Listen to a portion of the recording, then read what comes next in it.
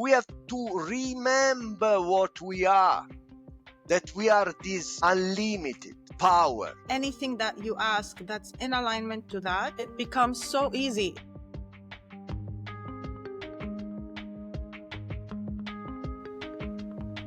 Welcome to this part 2 of the I Am Factor, and we will continue where we left off. Yes, thank you, Rasha. I wanted to start from the point we left our discussion at. It was very interesting because it was about the will of God. And I mentioned some words and some sentences from Troward. Okay, I want to start reading from the Edinburgh Lectures on Mental Science, and in particular the chapter Reciprocal Action of the Universal and Individual Minds, that I suggest everyone to read because it's absolutely amazing. And there is this part in the middle that says, then comes the question of intention. How do we know what the intention of the universal mind may be? Here comes in the element of impersonality, and I already mentioned this element. I mean, we can't think about God as a person, okay? He's impersonal.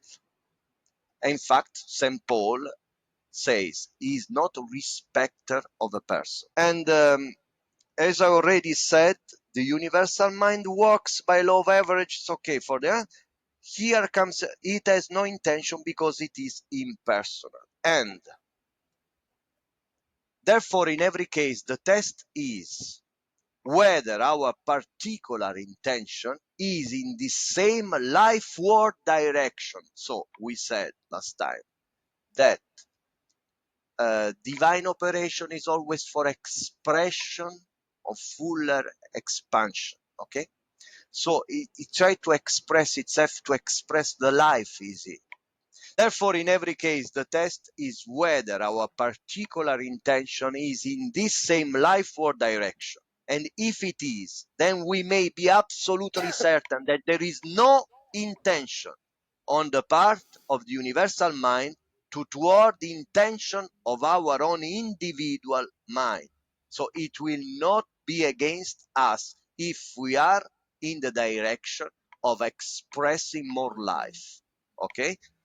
And so if his wishes are in line with the forward movement of the everlasting principle, there is nowhere in nature any power to restrict him in their fulfillment if, and this already said last time, they are opposed to the general forward movement, then they will bring him into collision with it, and it will crush him. We already expressed this point. We said that there are laws that are the modalities based on what God works. Okay? So if we are against this expansion, this expression of life, we go against the laws and it will crush us. Okay? But Absolutely. combining then, that this is the last point, and this is beautiful, combining then these two aspects of the universal mind, its utter impersonality, God is not a person, and its perfect intelligence, we find precisely the sort of natural force we are in want of. We want having something which will undertake whatever we put into its hands without asking questions. This is beautiful. Absolutely. Wow. That's really like that explains what very Yes. easy. Yes, and people can say, no, but it's not like that in my life. No, I experience the opposite. I ask for something, and God says, whatever you ask for, you will receive. But they ask, and nothing happened. I ask, and nothing happened. The problem is, Troward says, our consideration of this power. The problem is not the power itself. It's not, Troward says, this power that has to grow, but is the consideration of this power that has to grow. And this consideration is another word for awareness that we are speaking about, no? So we have to be aware of this power. We have to remember what we are, that we are this unlimited, no, power. We are pure spirit. We forgot it. Probably when we were born, we were aware of it. We were not aware because our intellectual faculties were not developed yet. But if you see a baby, a child that start climbing, start walking, start running, and so on, he does because he's aware that he can do everything. It has no limit. Limits come after that period. The conditioning starts and is complete already in the first 6-7 years. Yes, correct. That's Okay, correct. so we have to remember what we are. This infinite power, this true self is unlimited, is powerful, is unlimited intelligence and unlimited power together. Unlimited intelligence and unlimited power together, they are something that is impossible to go against. Yeah, that Okay, is really beautiful. Thank you for sharing that.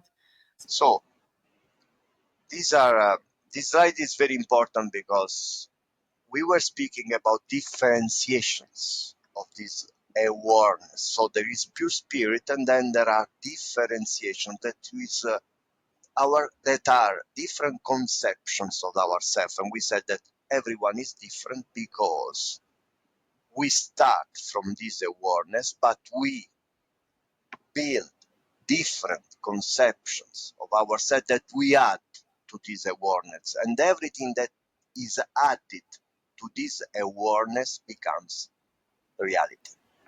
Okay, and when we speak about conceptions, these are what we don't say. There is not just what we say we are, no, but what we believe, really believe we are. And this is the problem we were speaking about last time, about affirmations, power of affirmations. And here also people can say, but I practice affirmations every day, nothing happens. So they don't work. They work. The problem is that when we affirm something, we will speak about it in the end, but in the end of this presentation, because Neville Goddard go through this topic also in I Know My Father. They don't work because we don't believe what we are saying about ourselves. Okay, so conceptions means what we really believe we are, and this becomes reality. This is expressed in a matter. I like this contrast of awareness and the states of awareness, where one, you are more connected to the ego self, to the individuality, to the 3D self, and the other one where you strip off those limitations and your awareness becomes at the level of your soul. And that is the level of, the level of everything, of the creation, right, of the essence of the creation. So I really Yes. like that contrast, and thank you for sharing that. We can use also. I had in mind a picture when I speak about this point. I have in mind always in mind a picture, something like a triangle, like that, where there is no this triangle. When we have here the ego, as you said. So here the ego, the triangle. There are then different levels of different states of consciousness. And as we raise our level of consciousness, as you say, the triangle becomes larger. It means that we can see more things. So Mm-hmm. as we raise our level of consciousness, we become aware of the reality, the more aware of things that already exist, because we don't forget creation is already complete, but we can see just what we can see based on our current level of consciousness. That's so true. It reminds me also of something that Dr. Joe Dispenza teaches, and as you know, that I really follow his work. I've been following his work for a long time, and Dr. Joe says that when we are in this meditative state, which meditation he explains it to be as becoming aware of, right? Becoming aware of the self, and he says that when you are in the ego state, when you are hyper focused, and when you are, you know, very much connected to this 3D, your focus becomes very narrow. And so in order for you to get out of this, you know, and sometimes this is what, you know, people who have panic attacks and anxiety attacks, the first thing that the first tool that they are taught for them to overcome these states is to try to open their awareness instead of becoming very hyper focused. And it's very much the same as the analogy you gave of that triangle. So in order for us to overcome the hardships of the 3D reality, a very simple tool is just opening the focus, you know, instead of becoming too obsessed about this one thing. And it's just opening your awareness and seeing everything as much as you can, seeing everything from a bigger perspective than just that Right. very limited perspective. I like it. Yes, change your perceptions about problems, about everything. No, you raised your level of awareness, and you maybe your problem is here. You raise your level of awareness. You become more conscious that you can solve this problem, because here is the solution of a problem that is here. No, it's incredible. Yeah, it's incredible. And Joe Dispenza says also something that is very expressive. So he says that when you are in uh, in the ego level, at the level, what happens is that you see everything as a mother, no? And you Mm-hmm. are mother, because if you see everything as mother, you are mother, and what you can do is to change mother with mother, no? But this is very hard, and you can't do it. Everything seems so hard, so Yeah. stressful, no? Um, Once you start raising your level of consciousness, you get more and more involved with the spiritual part of the reality. And so you can start changing matter with spirit, Yes, correct. with energy. Yes, correct. And it doesn't take as much effort and as much time. So from that realm, or from that level of awareness, it doesn't take as much effort and time. And there's another quote before we move into the next slide, because you just reminded me of it. And I remember it was by Einstein, and I'm not quoting, I'm paraphrasing, where he says that you cannot change or solve a problem from the same level of consciousness that created the problem. Yes, Yeah. yes, yes. Right, So that's right, that's the right. same thing as you were saying. So that's a really good, interesting topic. I mean, let's move Uh, on to, yeah. And we are speaking about this slide because all things are judged in relationship to your present conception of yourself. So everything depends on this: what you see, what you experience.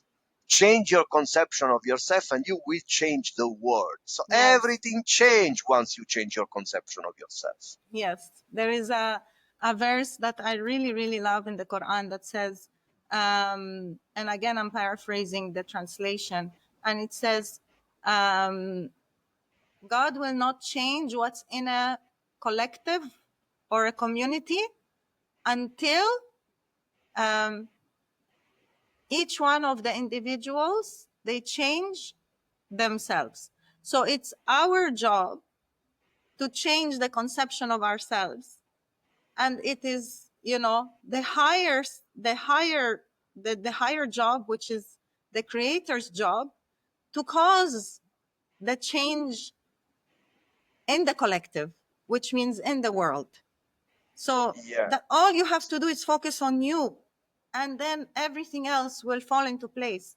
You want to see peace in the world, you start with yourself. You want to see more, you know, what you want to see in the world, you start to changing by changing it within yourself. And absolutely. really, it's two things. It's you simplify it, you remove this burden from your shoulders that you think you need to change everyone and everything. And it's also empowering at the same time, because you already are given the tools. You are born with the tools to do that. And you are told you don't need to worry about the causality of what's outside of you. Even the things which are outside of you, your relationships, your job, anything which is external to you in your environment, the things, the places, you leave that up to God, okay? And you just worry and work on yourself, and everything else will follow. Yes, based on your level of consciousness, you can make circumstances, external circumstances, prevail, and so be more important, more relevant than your internal state, or the opposite, you can consider your internal state more important, so prevailing, no, against the circumstances. Circumstances don't matter. As we said last time in the beginning, don't give me the facts. Facts are always changing. Give me the truth. No? And when we say here, change your conception of yourself and you will change the world. Neville Goddard, when he mentions this sentence, he speaks about Jesus. He says, Jesus was a person that understood that he didn't have to change the world, but he had to change itself first. No? Wow. On the other side, opposite to Jesus, what we have? Barabba. Barabba was the one that wanted to change the world, not itself. He wanted to make a revolution against the Romans.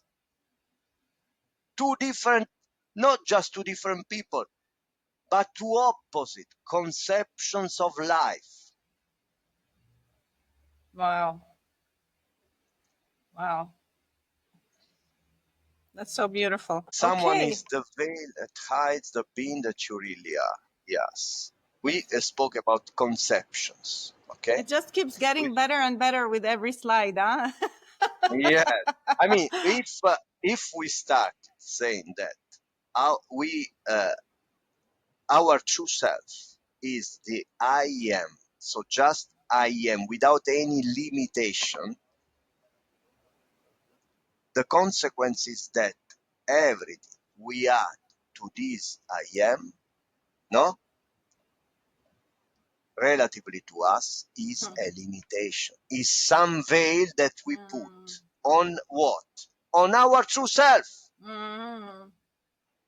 Okay, so we have this true self that is unconditioned, is unlimited, is very powerful.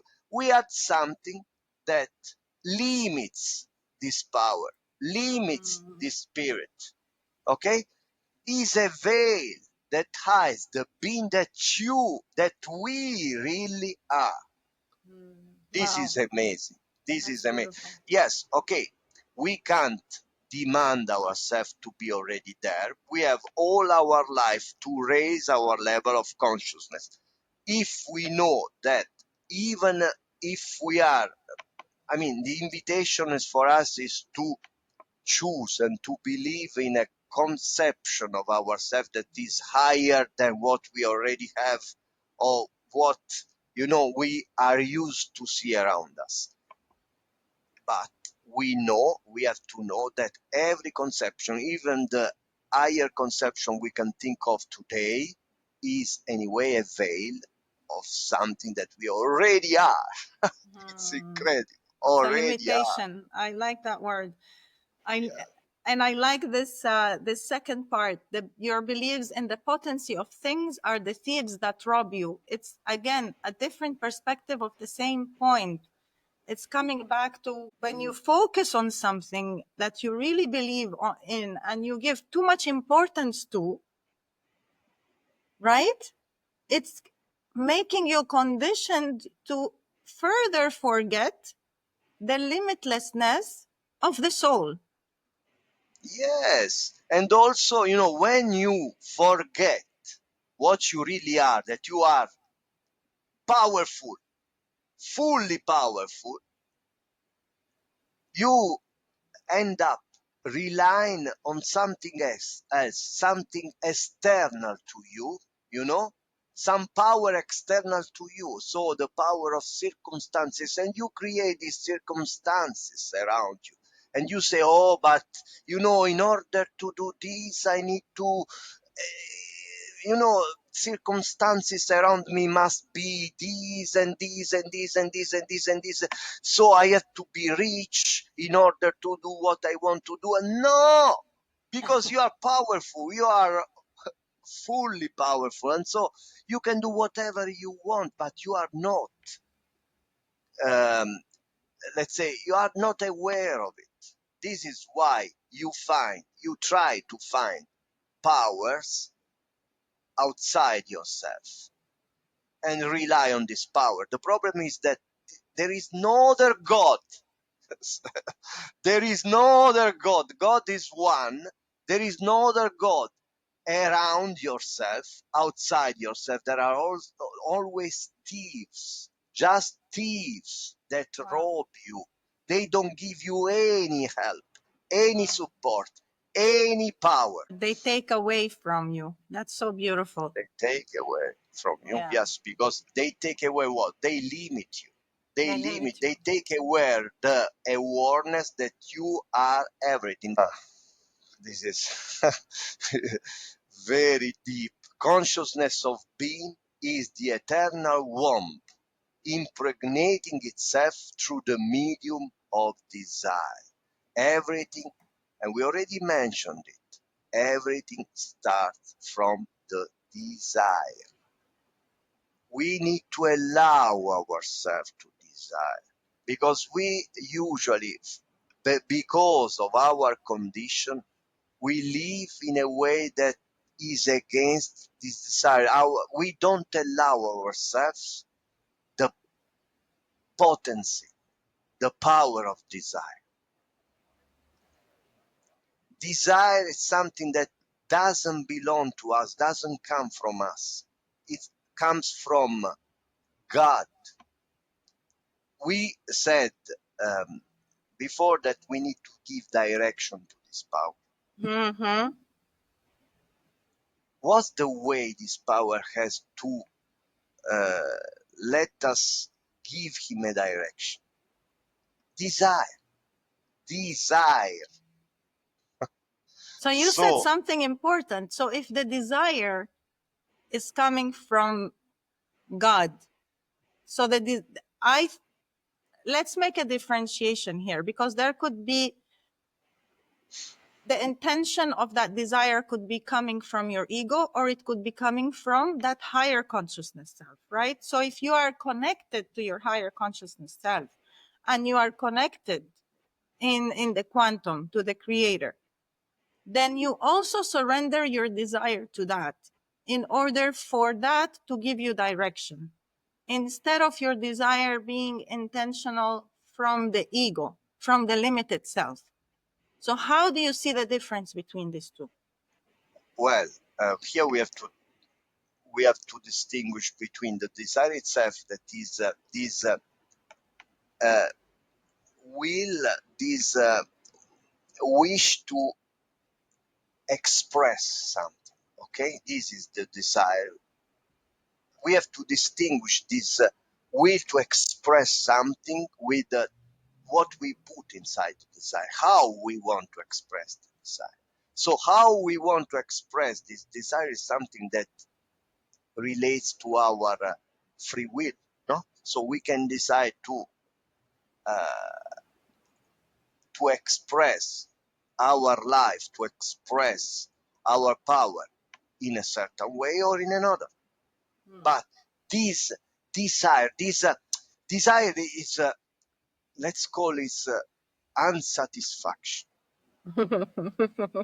Yes. which is very powerful, which is Yeah. very powerful. And this is another problem we experience in life, well, because part of our conditioning is starting from our maybe grandmother, grandparents, and mother and father. They say you need to be satisfied. Mm. Feel satisfied is the main thing in life. It's not true. Mm. It's absolutely just not true. Just not true, because when you are satisfied, Abraham Maslow say you can grow or you can destroy. So there is, or you grow or you destroy what you are. So there is no way to be where you are now.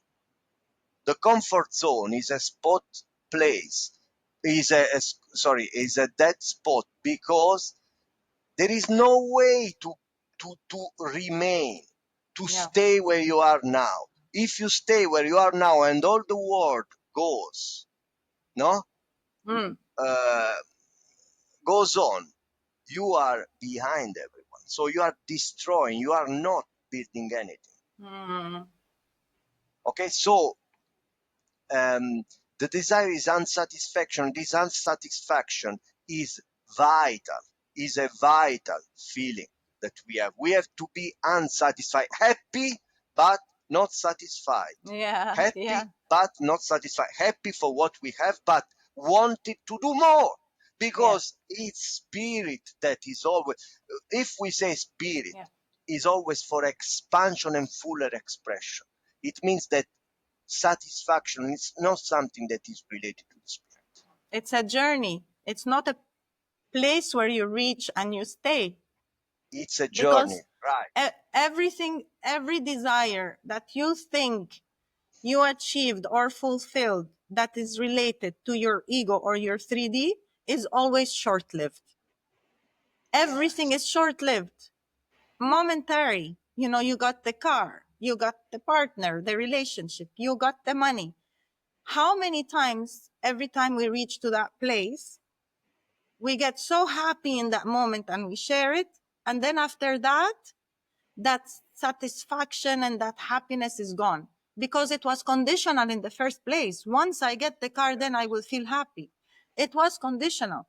Let it start from within. Like you said, there is a sweet spot of behaving from that creative state, that connected to the creator state, where you are constantly seeking to express higher and higher, nothing linked to the 3D experience, but linked to that realm of expanding the awareness, the consciousness, becoming closer to the creator in awareness, in consciousness. And at the same time, maintaining being content. Because, yeah, and content comes from the feeling of gratitude. So if we can train ourselves to have a constant feeling of gratitude, no matter how, if it looks like the circumstances are good or bad, while at the same time, keep the motivation and that eagerness and that hunger to continue evolving, because to me, this is the soul wanting to feed itself. Our body, we feed it with the food. Our soul, we feed it by becoming ever growing in our unconscious awareness and becoming closer to our creator. So once you are in that sweet spot of gratitude for what I have, and yet I want to continue feeding my soul, that's it. You don't need anything else. Everything that's 3D and material will fall into place to satisfy that need, to make it easy for you to continue on your journey. God doesn't want us to suffer for us to get closer, for our souls to become connected to the creator, right? To the source, to what created it. We don't want to suffer to get there. But it's the opposite. If our intention is to do that, is to ever continue becoming closer and growing, then things will fall into place to make our journey easier. That's it. yes, yes. And everything starts from the desire, this consciousness that is being impregnating, no? It's been impregnating by the medium of desire, through the medium of Mm, desire. So yeah. desire is what starts everything. Yeah. Desire is the way God has to stimulate us Yeah. to say, don't stop, don't Yeah. stop, Yeah. express more and more what you are, because you need to grow. Because when we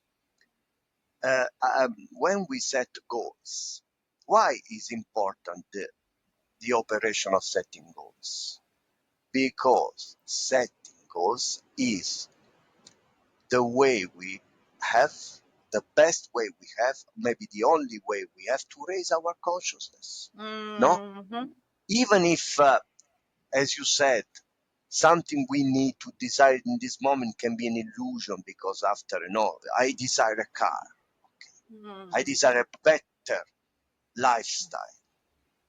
Okay, can be an illusion, but it's not an illusion. I mean, it's always powerful and with purpose, because it helps us raise our level of consciousness. In order to achieve something we want, we exactly. desire, we need to raise our level of consciousness. Then we will move on, okay, to the next desire that probably is higher than what we have. But this is a milestone, and Yes. every desire, everything we want, even, we don't have to judge it. We need to understand that its purpose is great. It's a milestone on the way for us to become to remember what we really are. That's so true.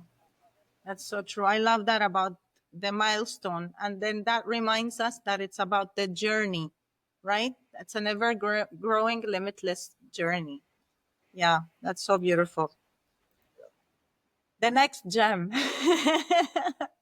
Each Yeah. desire is the spoken word of God telling you of that which is. Yes, creation is complete. Everything already exists. Everything you could want is already here. You don't see it based Mm, on your current level of awareness. But yeah. God generates this desire because He wants to tell you, look, there is something else you don't see that you can have Mm, and you can start seeing. yes. It's beautiful. Isn't it beautiful? Is it like, it's like anybody who was an inventor was someone who was so curious and had this immense desire to understand and know more and remove the veils, right? If you want to see it from that perspective, remove the veil. They were so curious and they dedicated their lives to remove the veil for them to start to Yes, see and then help others to see. It's so beautiful. yes. It was already there. And that brings us to the next gem. Before you have time to think, the solution of your problem was given you in the form of your desire. Yes, absolutely. Because the desire is always a solution to a problem we have right now. No? When we have a desire, it's just because we we sense a lack in our life. And the desire is something that uh, sort this lack out. Okay? And so it's the way for God to solve our problems. We can solve our problems, but we usually wait for circumstances to solve our problems, or in our tradition, for some entity that comes in our life and solve everything, no, that needs to be sorted out. But it's not like that. We can solve the problem because everything depends just on our level of awareness. And that gives you also a way of looking at problems, because we always see problems from a negative perspective, from a negative lens. But if we actually start to think about problems from the perspective of opportunities, like I don't remember who Yes. said that quote about challenges are are opportunities disguised or something like that, cleverly disguised in your life. So if we start seeing problems from a different lens of, okay, I am going through this now. What is this trying to teach me? It is so simple and it is so hard at the same time, because in that moment when you are caught up in that challenge, you can either focus on that victim Beautiful. state of thought and like just be so absorbed into how you're feeling and what you're thinking, and then get sucked into this, whirlpool of emotions and thoughts. Or if you have a chance, because you will get the chance to take a breather, get out and come out for breath. In that moment that you get to get out and not be consumed by your thoughts and your emotions, take that opportunity and say, I want to look at this as an opportunity, this challenge or this problem. What is it trying to teach me? How can I grow in consciousness and awareness? And how can I expand in order for me, to overcome this and grow, and then see it from that perspective? And that brings me to That's another point, which is once we grow our container, once we expand, challenges seem to be more difficult, but they're not more difficult. But things are coming into your reality at the level of where you are. So even challenges might seem difficult now, it's only because you are an expanded version of that self that was 2 days ago or 2 years ago. That if you had been given that challenge before, you wouldn't be able to yeah, absolutely. overcome it because you weren't ready. And that's Yeah, yeah. and that comes back to the verse that says, God will not give you anything that you cannot, will Yeah. not burden somebody with something that they cannot overcome, right? Yes, it's beautiful what you said. Absolutely wonderful. And the reason why we don't see, we always complain when we have a problem in front of us is because we are not aware of who we really are. No? That we can solve everything if we raise our level of consciousness. We are not aware of it even. So, yes, problems are just opportunities, and the sentence you mentioned, I think, could be from Napoleon Hill. I don't know if it was the Maybe. only one, because he said depression was an opportunity in disguise. No, Hmm. because actually the depression that he experienced was an opportunity to develop, for example, the personal development industry. No, and a lot of people also, he was speaking actually not about the personal development industry that was a reality anyway thanks to the depression, but in fact his book uh, was written thanks to the depression, but he was speaking about the um, large quantity of people that became rich thanks to the depression. Hmm. Wow. Wow. Yeah. Yeah, that's so true. Let's why move to the some next people step. just why some people became rich? Because they had a different level of consciousness, and because of this different level of consciousness could see more elements in the reality than all the other people. Yeah, they already had removed that veil, right? And they did not get consumed in the whirlpool of negative thoughts and emotions. And they had that window of breather, that when they get out and they said, how can I see this from a different angle? Yeah, Exactly. yeah.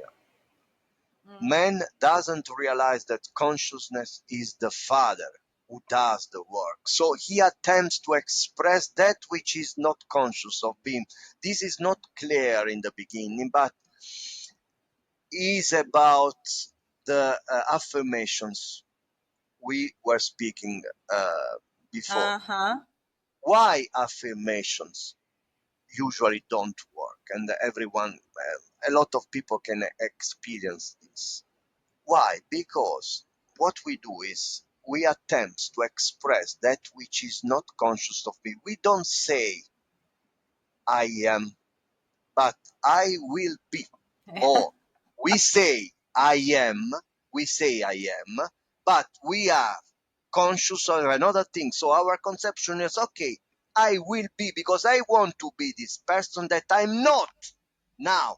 So our affirmation is not in this case I am, but I'm not. No? Why we Yes, do? I Why don't we know. I don't know. do It's the that? And conditioning. Neville says like that. Neville says we do that because man doesn't realize that consciousness is the father who does the work. If I say I want to be, I'm, let's say the simplest example. I'm rich. I'm Hmm. millionaire. Okay, I'm millionaire. I say, and but I think I will be millionaire. Why I think I will be millionaire? Because I see this gap between where I am now and where I want to be, and say, okay, in order to, solve this gap, I need Yes, to do something. I need to uh, make some efforts. I need to be lucky, and so we our conception is that we need to make something. We need to do the work. But he yes, says man doesn't realize that consciousness is the father who does the work. It's that's it. not you that does the work. It's the father that does the work. It's the consciousness that does the work. The only thing you need to do is to be aware that you already are what you want to be. That's it. That's it. It's And the so simple. father, Jesus said this. It's not me. It's the Father that does the work. I don't do anything of myself, from myself. It's the Father that does the work. Yeah. Therefore, unless you are conscious of being that which you seek in vain.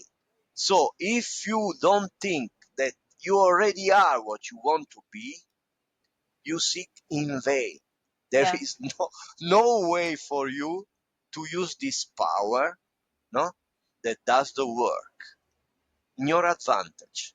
If you judge after appearances, you will continue to be enslaved by the evidence of your senses. Why he mentions senses here? He mentions senses because senses and so our conditioning are the primary reason why we don't believe that the Father does the work. We say, no, based on our senses, I have to do. And as I rely all my existence to my senses, there is no way that there is another Father, called Father, that does the work instead of me. No, it's not possible. You know, and so we stop all this communication. So we actually don't believe there is a Father. Mm. We don't believe not just that there is this power that does the work, but we don't believe about what we are, but we believe about us what the senses and so the circumstances, the conditions we live in tell us what we are. So if I'm poor, oh, I'm poor. What I believe is that I'm poor based on what I see in my bank account. We just came There is no full way for me. circle. We just came full circle with what we started the conversation with, which is that you are enslaved by your senses, which was what creates the conditioning in the first place, right? And so, in order to remove this veil, we have to remember that we come from this higher power that is giving us life. And this is the higher power that will solve our problems, that will heal our diseases. Because if this power gave us life and then it's capable of restoring, your physical body when it goes through diseases. So it's about surrendering. You will be guided. You bring back you anchor into that understanding, and then everything falls into place. Your desire, your thought, your action that you take, even to to fulfill that, for that desire to be fulfilled, everything becomes simple when you get guided. And it's that sweet, I believe it has to do also with how we see action versus being, in that creative state, or that divine creative state. So when we are connected to that intelligence, this loving intelligence, we are guided from A to Z, from the moment that the thought is created into what you want to desire, until the moment that it actually is fulfilled and it gets manifested. And again, we've come full circle into this understanding of the soul manifesting itself into the individual, the 3D, the matter aspect of the being, right? And again, it's the way that your body was created was exactly that. It started with the soul first, and then it manifested itself as that physical body. Wow. Yes, we speak of spiritual seeds, no? That are everything in life. Material things, all material things start from seed, okay? Plants, but also animals start from seeds. We started from a seed, okay? A seed that developed and in a process becomes something, okay? So, but we know that there are material seeds and also there are spiritual things. What we desire, what we want to be, what we are conscious of being now, it's if we, for example, I want to be something very different from what we are, it's a seed and I need to allow it to grow. We need to water it, okay? We need to nurture this seed. We need to allow it to grow and to express itself, but we are not the one that make this seed works. Thrower says, or express or develop. Thrower says the energy is already in the seed and it does everything. It does the work. You don't have to do anything. You have just to water and take care of the seed. Nothing else. Nothing else. You need to allow. And you mentioned this universal intelligence, this unlimitless intelligence, and power is very powerful. This sentence where this part where Trower says this is unlimited, and he said limitless intelligence and limitless power together. You imagine the power of this is a power that is limitless power, but also limitless intelligence. Wow. So a power that is also intelligent. Wow. That's it. That's it. We drop the mic here. There's nothing else to Yeah. say. Thank you so much. And with Thank this, you, I Raj. think we conclude our officially two-part first episode of the I am factor. And I'm looking forward to, continuing this series together. Let's see what unfolds. We're going to tap into the unlimited and beautiful intelligence that is powerful for guidance and to what's going to come next for us. But I'm very, very happy, very pleased, and I'm very grateful to you as well for this time that we had to share all this knowledge and all these beautiful nuggets. And I hope that everybody, enjoyed the episode and what they learned so far. And and if anyone watching or listening has any ideas or anything that they would like for us to discuss in a future episode, please do mention it in the comments. And thank you, Gianluca. This was so much Yes. fun. Thank you very much. And what I said in the beginning is that our desire is to start sharing, no, with people these conversations, not just what we have to say, but the conversation itself. So to allow people, we will find the way to allow people to enter this conversation, to enrich this conversation. Thank you. 100%. Thank you.